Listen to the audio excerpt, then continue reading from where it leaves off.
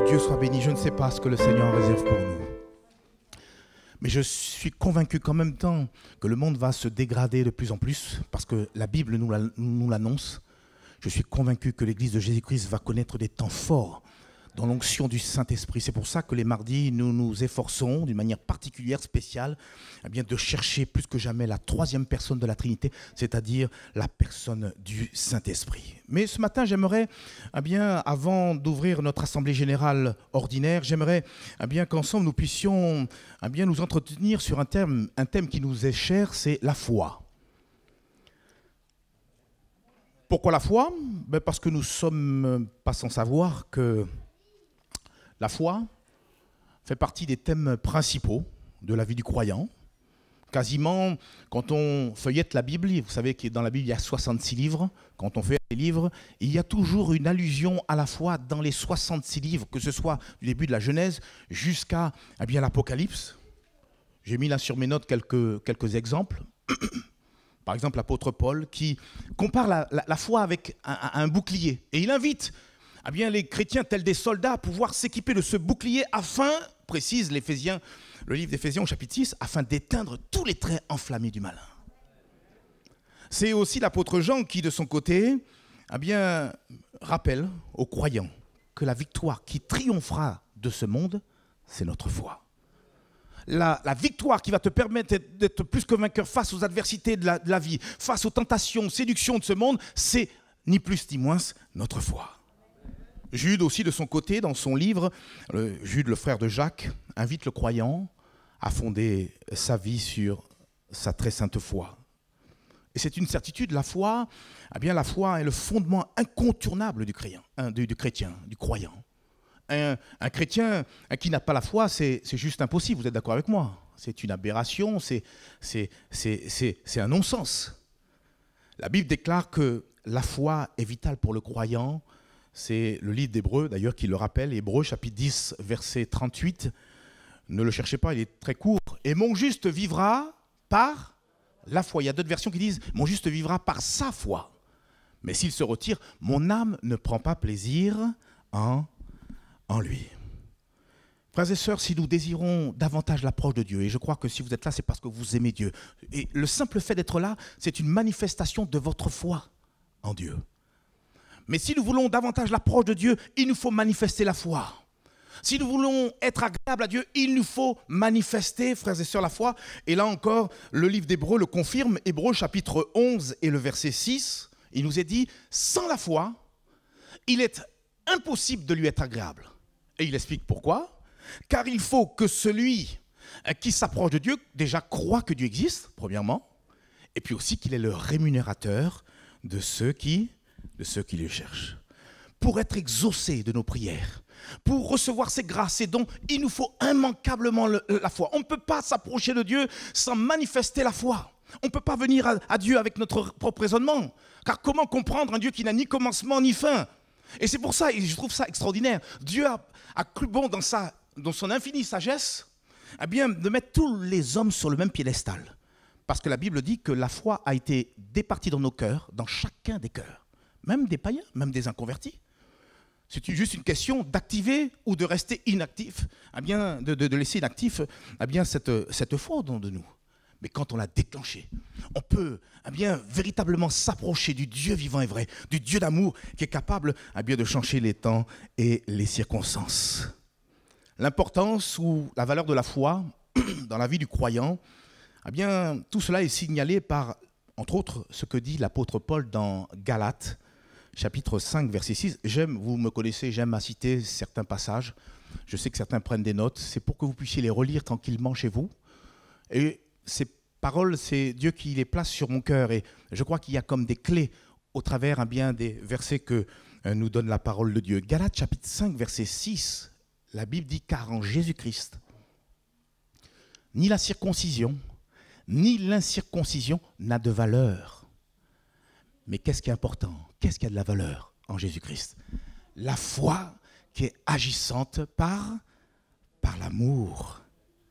Et on le voit bien, durant son ministère, Jésus a pris le temps avec ses disciples de pouvoir enseigner sur l'importance de la foi, sur la puissance aussi de la foi. Et on se rend compte quand on lit les 4 évangiles que Jésus prenait le temps bien, de pouvoir mettre en évidence la foi, la grande foi qui pouvait être manifeste bien, chez certaines personnes. Et justement, il met en valeur cette foi qui était manifeste chez des inconvertis. Il y a entre autres le centenier romain, par exemple. Et quand Jésus a bien entendu cette foi manifestée par les paroles de cet homme, Jésus va dire aux oreilles bien de tous les Juifs, mais même en Israël, je n'ai pas trouvé une aussi grande foi. C'est vrai ou c'est pas vrai? Et aussi, pareil, une femme étrangère à qui Jésus a dit, femme, ta foi est grande. Et je prie Dieu que ce matin, le Seigneur puisse dire aussi, bien l'église d'Istres a une foi très grande. Amen. Nous sommes là ce matin pour cela, pour voir notre foi grandir, pour qu'elle puisse augmenter. S'il y avait un titre à donner ce message, c'est « Seigneur, augmente-nous la foi ». S'il fallait donner une définition de ce qu'est la foi, alors je pense que vous serez d'accord avec moi, j'opterais bien sur la définition que nous donne l'auteur de l'Épître aux Hébreux. Vous le savez, jusqu'à maintenant, on ne sait pas véritablement qui a écrit bien, le livre d'Hébreux. Certains pensent à l'apôtre Paul. Toujours est-il, ce livre se trouve dans le canon biblique, donc ce livre est inspiré également par l'Esprit de Dieu. Et nous lisons dans justement Hébreux chapitre 11, et juste le verset 1. Alors je vais vous lire ce verset dans la version parole vivante. Elle est, à mon sens, un peu plus explicite. Hébreux chapitre 11, verset 1, voilà. Qu'est-ce que la foi? Eh bien, la foi, c'est une ferme confiance dans la réalisation de ce qu'on espère. C'est une manière de posséder déjà par avance. Croire, c'est être absolument certain de la réalité de ce qu'on ne voit pas.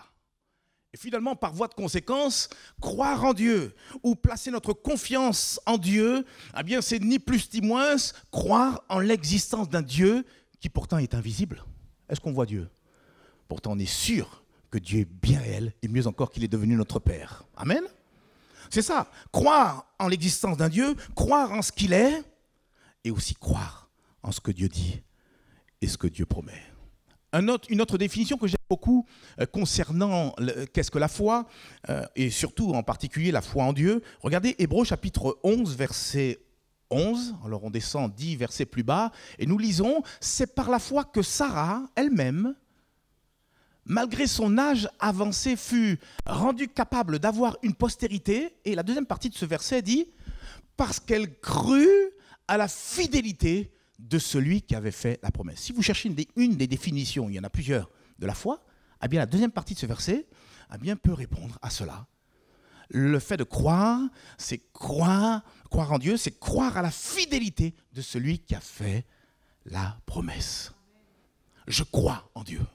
Je sais que ce n'est pas un homme pour mentir, ni un fils d'homme pour se repentir. Ce qu'il a dit, ce que sa bouche dit, sa main l'accomplit. Et si nous le croyons, nous restons fermes et nous attendons à Dieu, même in extremis, eh bien il sera honoré pleinement sa parole. Alors j'ai voulu comme cela vous partager quelques exemples de foi remarquables dans la Bible. Et les exemples ne manquent pas. Et j'ai voulu aussi rester sur le livre d'Hébreux parce que justement le chapitre 11 de ce livre d'Hébreux nous énumère comme ça toute une série de personnages bibliques qui, tour à tour, ont quelque part expérimenté ou manifesté un aspect de la foi. Ça commence à partir du verset 4, par exemple, ne le cherchez pas, avec Abel, qui, à un moment donné, a manifesté cette foi qui arrive à saisir la justification, qui arrive à saisir la grâce de Dieu. La même que nous avons pu manifester pour saisir le salut que Dieu nous donne. Et puis après, il citait d'autres personnages. Et puis on en arrive, et je vous propose de lire ensemble un paragraphe de ce fameux chapitre 11 du livre d'Hébreux. On arrive au verset 32, Hébreux chapitre 11, et on va lire du verset 32 jusqu'au verset 40.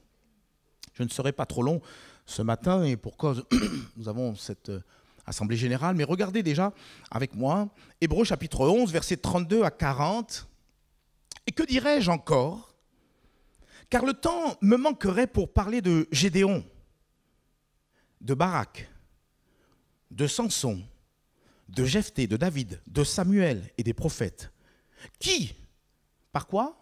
La foi, vainquirent des royaumes, exercèrent la justice, obtinrent des promesses, fermèrent la gueule des lions, éteignirent la puissance du feu, échappèrent aux tranchants de l'épée, guérirent de leurs maladies, furent vaillants à la guerre, mirent en fuite des armées entières. Des femmes recouvrèrent même leur mort par la résurrection. D'autres furent livrés au tourment et n'acceptèrent point de délivrance, afin d'obtenir une meilleure résurrection. D'autres subirent les moqueries et le fouet, les chaînes et la prison.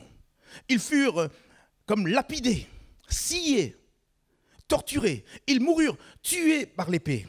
Ils allèrent çà et là, vêtus de peau de brebis et de peau de chèvre, dénués de tout, persécutés, maltraités, eux dont le monde n'était pas digne, errant dans les déserts et les montagnes, dans les cavernes et les antres de la terre. Tout cela, à la fois desquels il a été rendu témoignage, n'ont pas obtenu ce qu'il leur était promis, Dieu ayant en vue quelque chose de meilleur pour nous, afin qu'il ne parvinsse pas sans nous à la perfection. Quel listing, mes amis! Et on constate que là, quelque part, l'auteur a voulu, peut-être, j'ai envie de dire, séparer deux catégories de personnages bibliques qui ont expérimenté la foi. La première, c'est celle qui met en évidence le côté spectaculaire de la foi. Cette foi qui est sous les projecteurs.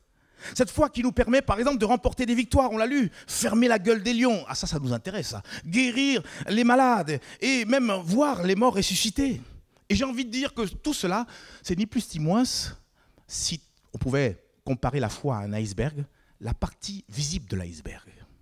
La partie visible de l'iceberg de la foi. Mais voyez-vous, on l'a lu au verset 35, il nous est dit, au beau milieu de ce verset 35, d'autres furent au tourment et n'acceptèrent point de délivrance. Et il est énuméré une autre catégorie de frères, de sœurs, qui ont expérimenté la foi, mais sur une autre facette.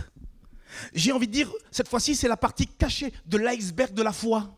Et vous savez, dans la notion d'un iceberg, vous savez, c'est ce bloc de glace là qui flotte sur l'eau. La partie visible, c'est que le 1/10 de l'ensemble du volume de l'iceberg. Donc il y a des profondeurs insoupçonnées dans la foi. La foi, ce n'est pas seulement recevoir des guérisons, des bénédictions, merci Seigneur pour cela. C'est quelquefois beaucoup plus profond que cela. C'est aussi la foi, c'est celle qui nous permet et qui nous rend capable d'endurer ou de supporter. Alors là, c'est une autre dimension. Capable de supporter la maladie quand elle est longue et quand plus personne ne vous comprend. Capable de pouvoir endurer ou supporter les adversités, les persécutions. Parce que là, excusez-moi, il faut également la foi. On l'a lu dans le texte qu'on a lu. Certains ont accepté même d'être sciés, torturés. Frères et sœurs, qu'est-ce que nous savons de la persécution? Est-ce que vous savez que, et c'est l'histoire même de la France, et également de l'histoire là-bas à Rome, quand ils arrêtaient les Juifs et qu'ils les envoyaient dans les arènes, l'histoire nous raconte que les chrétiens chantaient des cantiques. Frères et sœurs, si on n'a pas la foi, on ne peut pas entrer dans l'arène alors que les lions sont affamés et ils ont été affamés pour la circonstance et choisir de chanter des cantiques. Ça, excusez-moi de l'expression, c'est la puissance de la foi. Notre frère en introduction à la Sainte Seine a rappelé ce qu'a été les dires, les déclarations de notre ami Job qu'on retrouvera dans le ciel. Alors qu'il est là à se gratter avec un tesson parce qu'il est rongé par un ulcère malin, alors qu'il est entouré par des personnes qui ne comprennent rien à ce qu'il vit, il choisit de regarder vers Dieu et commencer à confesser, parce que la foi, quand elle est vivante, quand elle est active, elle est capable de nous donner au milieu de l'épreuve, de continuer à confesser, alléluia, notre attachement et notre loyauté à l'égard de celui qui est fidèle. Je sais que mon Rédempteur est vivant et qu'il se lèvera le dernier. Cette autre facette de la foi, on est d'accord, est peut-être moins populaire que la première, mais ô combien tout aussi puissante et glorieuse. Et peut-être qu'il y a quelqu'un dans cet auditoire qui connaît des moments difficiles. Oh, personne ne le sait, parce que même caché derrière ce masque, c'est vrai, la voix ne sort pas, mais Dieu connaît votre cœur. Dieu même connaît vos larmes. Et il sait surtout que vous manifestez la foi. Frères et sœurs, quand tout va bien, est-ce que c'est pas plus facile de manifester la foi que quand tout va mal? Et c'est souvent, quand les épreuves arrivent, quand les difficultés arrivent, eh bien que le véritable croyant est révélé. Depuis plus d'1 an, on passe une période, avec cette histoire de masque et on a vu, malheureusement, que, d'une manière générale, que beaucoup de croyants n'avaient pas cette foi forte, eh bien pour continuer la marche. On y reviendra tout à l'heure. Mais comme dit la Bible, nous ne sommes pas de ceux qui se retirent pour se perdre, mais de ceux qui ont la foi pour garder leur âme. Il nous faut, jusqu'au bout, conserver cette foi. Cette foi qui vous a permis d'accéder à ce salut. Cette foi qui vous permet de marcher, même miraculeusement, sur les eaux. Quelquefois on dit, oh Seigneur, j'aurais aimé marcher bien sur les eaux comme Pierre a marché. Mais spirituellement parlant, nous marchons sur les eaux, frères. Et je vous dis, franchement, nous marchons à contre-courant. Et plus nous avançons, nous devrons marcher à contre-courant. Et Dieu nous donne sa force, son soutien. Quand je me penche sur la question de la foi, et quand on y réfléchit bien, qu'est-ce qu'on peut dire de la foi? La foi nous permet de vivre et même d'accomplir des choses que nous n'aurions pas pu accomplir sans le concours de la foi.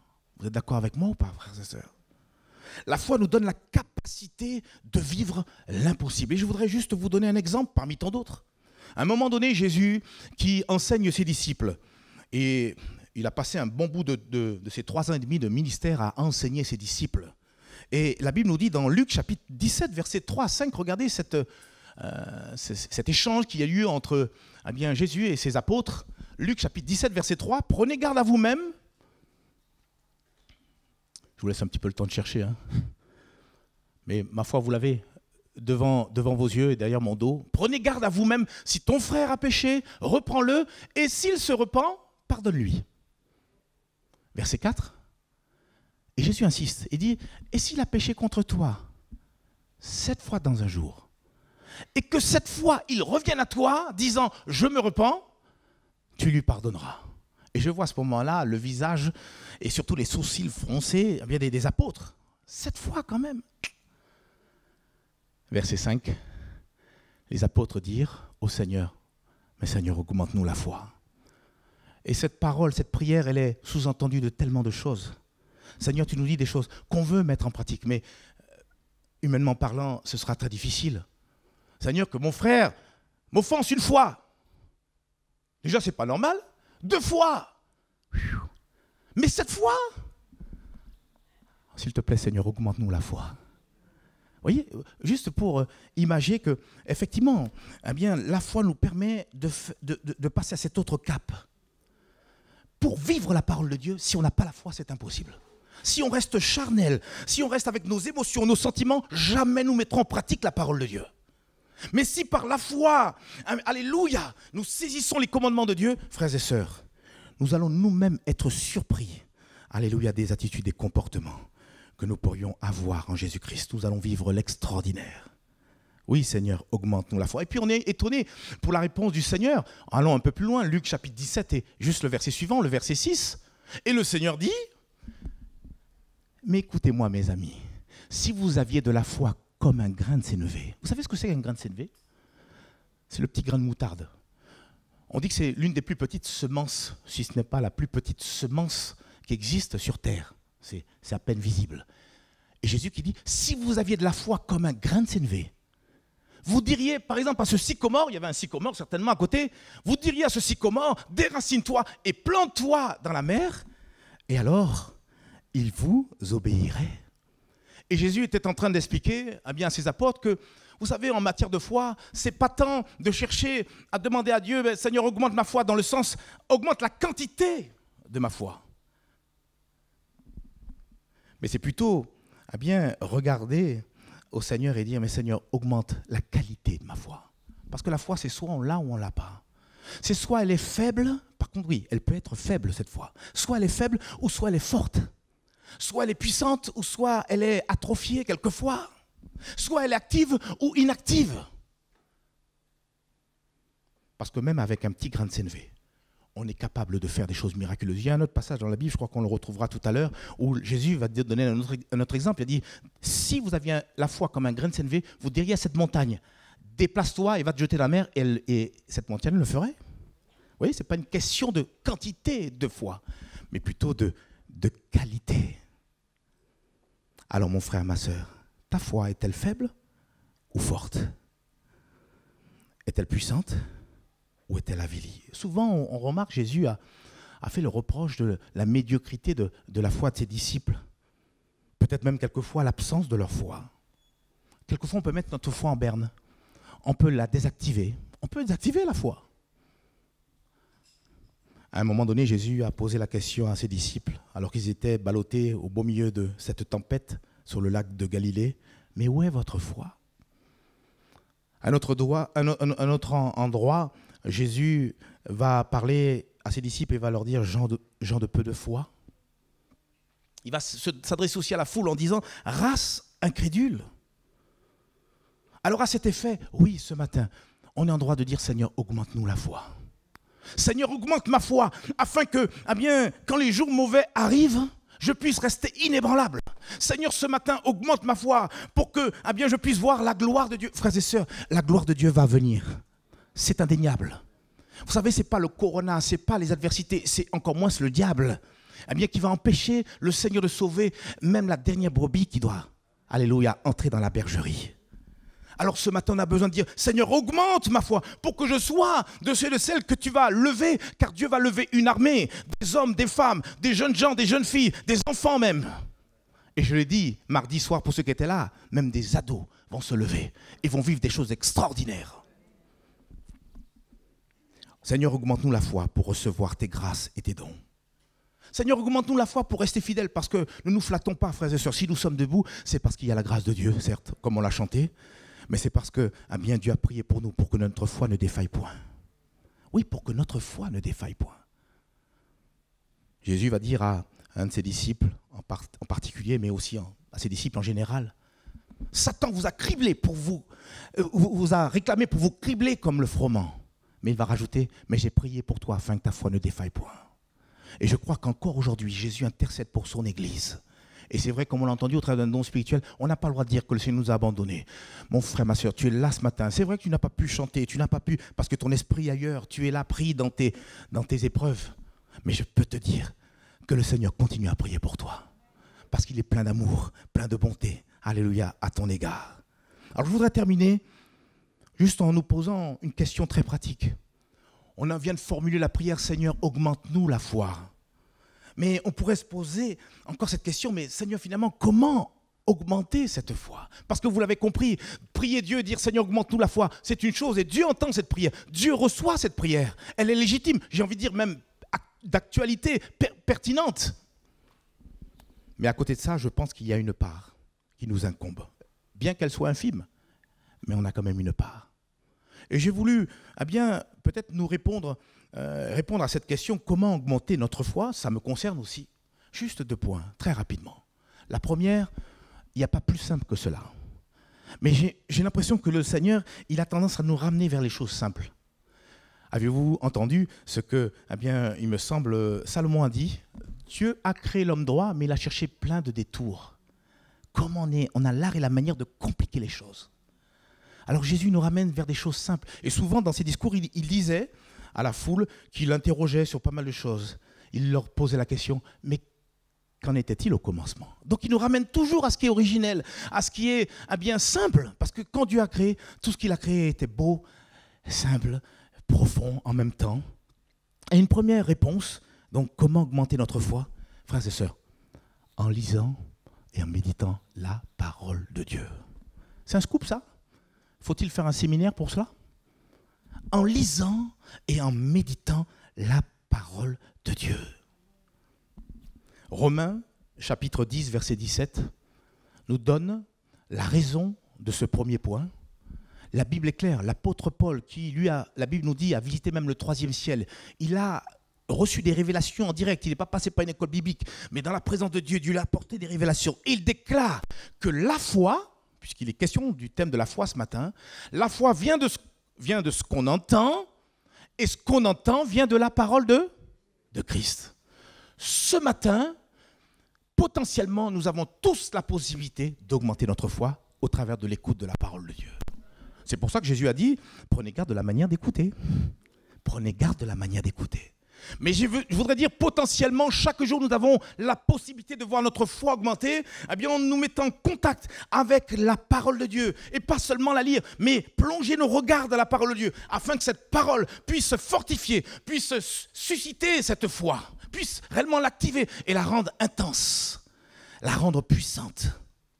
La foi puise sa source dans la parole de Dieu. Et si nous voulons croître dans notre vie chrétienne, nous avons besoin de méditer la parole de Dieu. Et je m'adresse là peut-être aux nouveaux baptisés, je m'adresse aux nouveaux convertis, aux jeunes convertis. Dévorez la parole de Dieu. Ne vous contentez même pas des rencontres hebdomadaires. Je veux dire, quand on se rencontre, c'est pour voir, louer, adorer le Seigneur avant toute chose. Bien sûr, pour nous édifier dans la foi, mais je veux dire que l'entretien de notre foi, voir notre foi augmenter, c'est chaque jour, au travers de cet aliment spirituel qu'est la parole de Dieu, qui a été inspirée par le Saint-Esprit. Trop de croyants font naufrage au niveau de leur foi, parce qu'ils ne se sont pas souciés de nourrir leur corps, leur cœur, leur esprit, leur être tout entier de la parole de Dieu. Parce que Jésus a dit, l'homme ne vivra pas de pain seulement, mais de toute parole qui sort de la bouche de Dieu. La force de notre foi repose sur notre connaissance de qui est Dieu, mais la connaissance aussi de Jésus-Christ. Or, cette connaissance, on a besoin de la retrouver, de la découvrir, d'en recevoir des révélations au travers de la lecture de la parole de Dieu. Et on ne fera pas de sondage ce matin, mais on constate, et c'est pas moi qui c'est un constat, il y a eu des statistiques même sur les États-Unis, même dans les pays européens. Les gens lisent de moins en moins la parole de Dieu. Et on se contente de ces petits 5 minutes de lecture, etc. Mais on ne plonge pas nos regards. Et on ne laisse pas finalement cette parole venir nous imprégner et fortifier notre foi. La Bible dit, 1 Pierre chapitre 2, verset 2, 1 Pierre 2, 2, « Désirez comme des enfants nouveau-nés le lait spirituel et pur, afin que par lui, vous croissiez pour le salut. » Permettez-moi de répéter cette phrase. Désirez comme des enfants nouveau-nés le lait spirituel et pur, afin que par lui, vous croissiez pour le salut. Tu veux être fort. Tu veux être une bénédiction dans ta génération. Tu veux continuer à bien servir ton Dieu dans ce monde de ténèbres. Alors nourris-toi de la parole de Dieu. Parce que Jésus va toujours confirmer sa parole. Le Saint-Esprit va accompagner la parole qui sortira de notre bouche. Mais avant qu'elle puisse sortir de notre bouche, il faut que cette parole, nous puissions l'imprégner au plus profond de nos cœurs. Je pense que c'est comme ça que nous pouvons augmenter notre foi, premièrement en lisant et méditant la parole. Juste se poser la question, après tant d'années de marche avec le Seigneur, est-ce que j'ai au moins lu la Bible entièrement? Alors ce qui est paradoxal, c'est qu'on peut peut-être s'alimenter avec toutes sortes de choses qu'on peut donc retrouver sur Internet ou autre, par les réseaux sociaux. Ne me faites pas dire ce que je n'ai pas dit, je ne suis pas contre. Mais si, faire ces choses au point de négliger ce tête-à-tête, cette rencontre, vous savez, quand on lit la parole de Dieu, il n'y a aucun intermédiaire entre nous et la parole.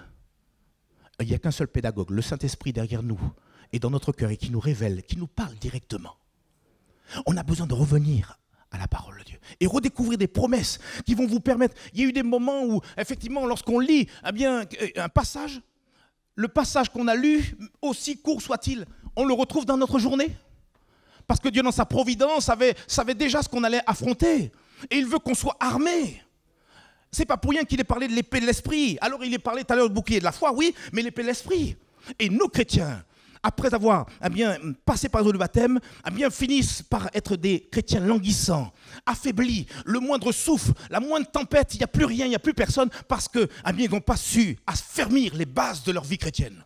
Et on a fermé les bases de notre vie chrétienne en connaissant le livre des livres, le livre que le diable redoute, le livre que le diable, excusez-moi, au risque de choquer quelqu'un, le livre que le diable connaît par cœur, pour subtilement venir nous troubler ou amener la confusion. C'est ce qu'il a fait au début. Et il a dit à Ève, Dieu a-t-il réellement dit?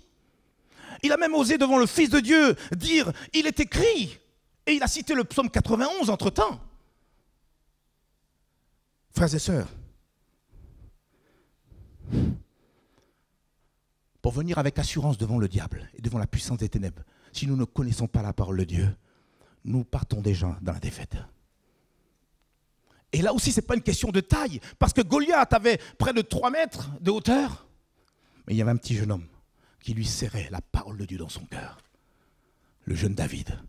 Et juste avec une petite pierre, il a terrassé ce bonhomme et l'a rallongé, d'ailleurs d'une tête. Premier point, en lisant et méditant la parole. Qu'est-ce que sais-tu de la parole de Dieu? Il y en a, ils arrivent à connaître par cœur plusieurs cartes pour de retrait, tout ça. Les chiffres par cœur, ils connaissent plein de choses. Mais combien de versets tu connais par cœur? Ce n'est pas une compétition, c'est pas... Je voudrais que le Seigneur nous interpelle, peut-être même nous secoue ce matin, parce que les temps deviennent de plus en plus difficiles. Et si nous n'avons pas la révélation de la parole, le discernement, nous ne tiendrons pas. Vous savez, on parle souvent de vagues. Première vague du coronavirus, deuxième, troisième. Il y a aussi des vagues spirituelles qui viennent sur ce monde. Et si on ne sait pas nager spirituellement, si on n'est pas assis dans la parole de Dieu, frères et sœurs, c'est une question de temps, on ne tiendra pas. Mais si je suis fondé sur ma très sainte foi, qui elle-même repose sur les dires de la parole de Dieu, les paroles de Jésus, alors je suis inébranlable. Je termine. Comment augmenter notre foi? On vient de le voir en lisant et méditant la parole de Dieu. Je termine. Je crois aussi que notre foi va augmenter en force, en puissance, en intensité, lorsque nous déciderons de faire agir notre foi. J'ai entendu qu'un amen, c'est Serge. La foi, de l'avoir, c'est une chose. Mais la mettre en action, c'en est une autre. Vous êtes d'accord ou pas? Je l'ai dit tout à l'heure, tout le monde entier, potentiellement, a au-dedans de lui la foi. Sauf que, quand on ne connaît pas Dieu, elle est inactive. Mais cette foi, quand on fait ce pas de foi, quand par exemple on s'approche de Dieu, quand on ouvre la bouche, on prie, cette foi, on l'active. On met notre foi en action. Notre foi doit être mise en action, soit par notre bouche, par la confession, par la proclamation. Alors ça dépend aussi de ce qui sort de notre bouche. Il y en a qui proclament que le négatif. Oh, je suis nul. Oh, je suis nul. Oh, la semaine qui arrive, ils prophétisent déjà. La semaine qui arrive, ce sera catastrophique. Oh, non.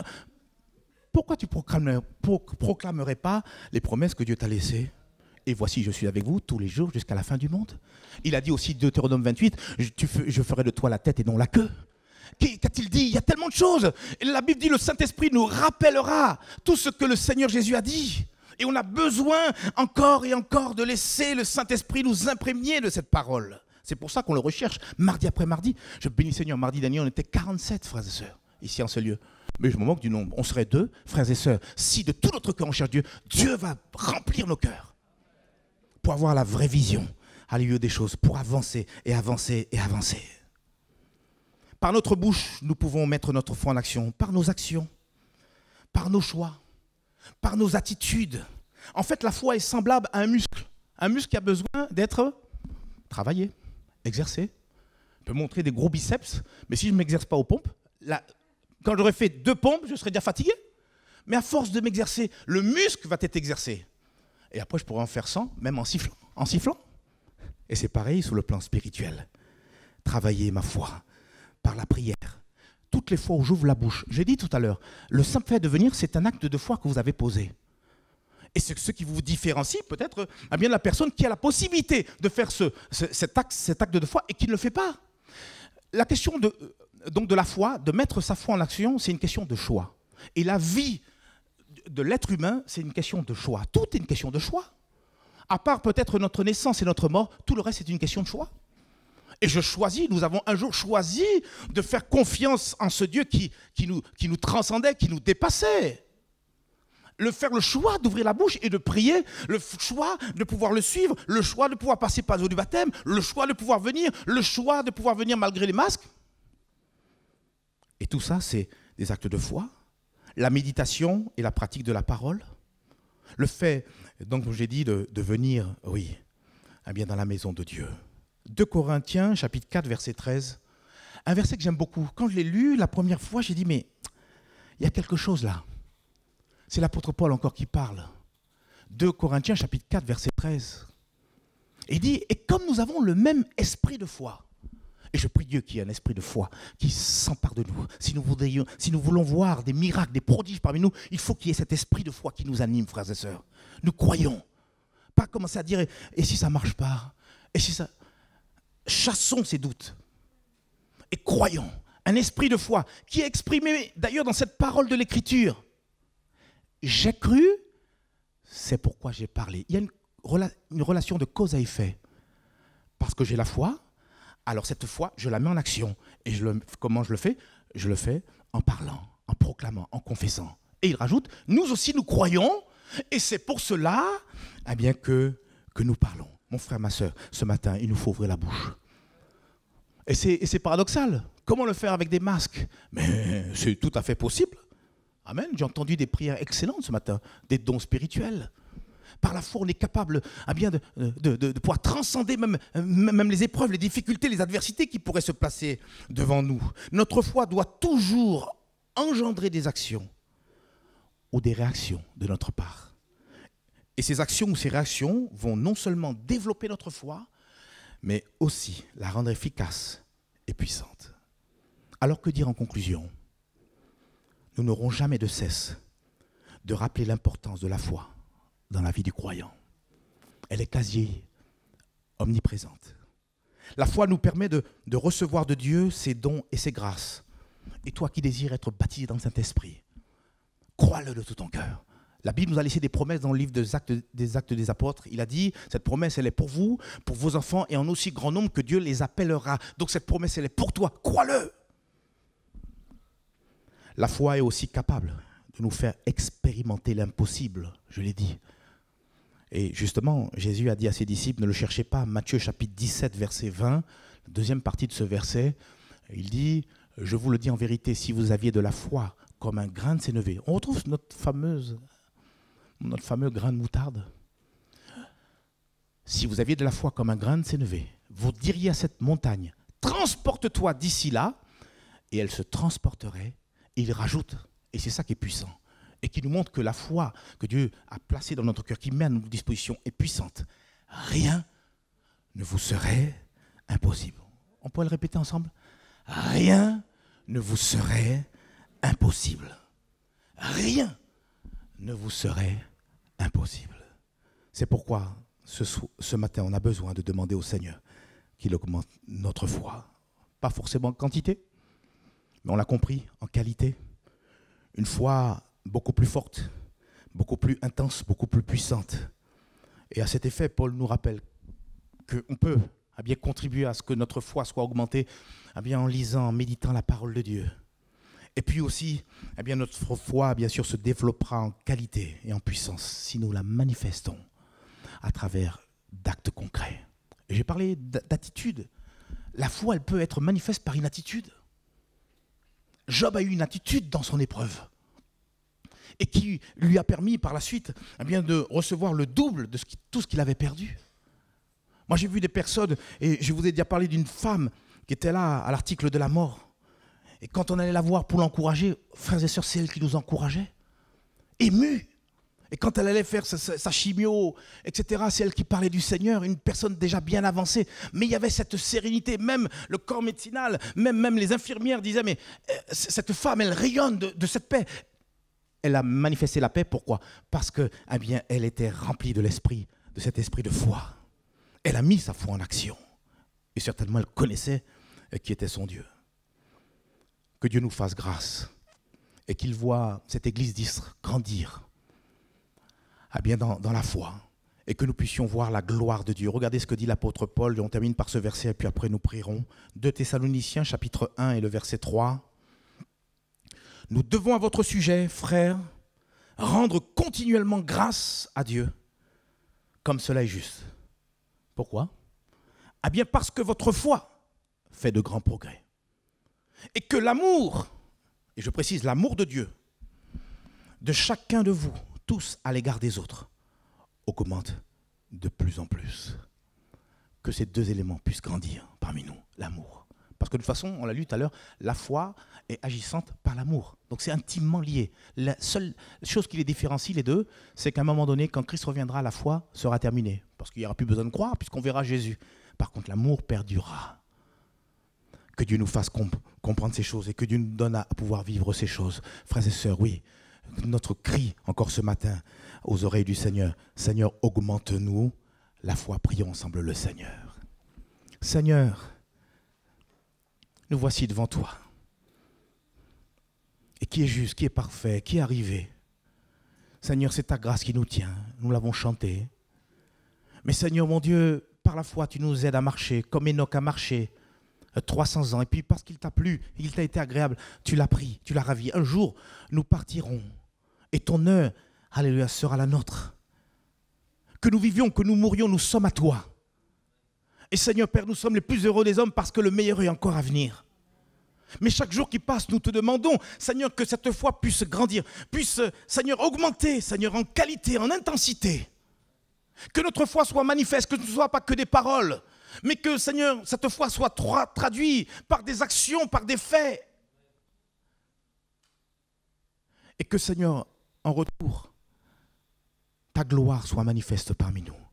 Qu'il y ait des miracles, des guérisons, qui est, Seigneur Père, la puissance du Saint-Esprit qui se manifeste parmi nous par des dons spirituels. Qu'il y ait, Seigneur Père, ce réveil. Un Seigneur qui va non seulement braser nos cœurs, mais en retour, Seigneur Père, mon Dieu, tu nous permettras d'embraser à notre tour tous ceux et celles qui seront à notre contact. Nous voudrions te prier, Seigneur, pour que tu augmentes cet esprit de foi, que tu augmentes cette foi dans notre cœur, afin que nous puissions, Seigneur Père, mon Dieu, t'apporter davantage, Seigneur, cette ville d'Istre, avec tous ces banlieues. Seigneur, nous voudrions, Seigneur, le salut, Seigneur, de tous les Israéliens, les Israéliennes, au nom de Jésus-Christ. Et je le déclare, Seigneur, l'église d'Istre restera debout, Seigneur, jusqu'à ton prochain retour. Seigneur, qu'il y ait toujours des âmes qui passent de la mort à la vie. Je le déclare, Seigneur, mon Dieu, qu'il y ait des miracles et des guérisons parmi nous, qu'il y ait ta gloire qui soit manifeste. Réveille les cœurs. Seigneur Père, réveille-nous au nom de Jésus-Christ. Et donne-nous aller de l'avant, Seigneur, pour la seule gloire de ton nom. Amen et amen. Merci, Seigneur.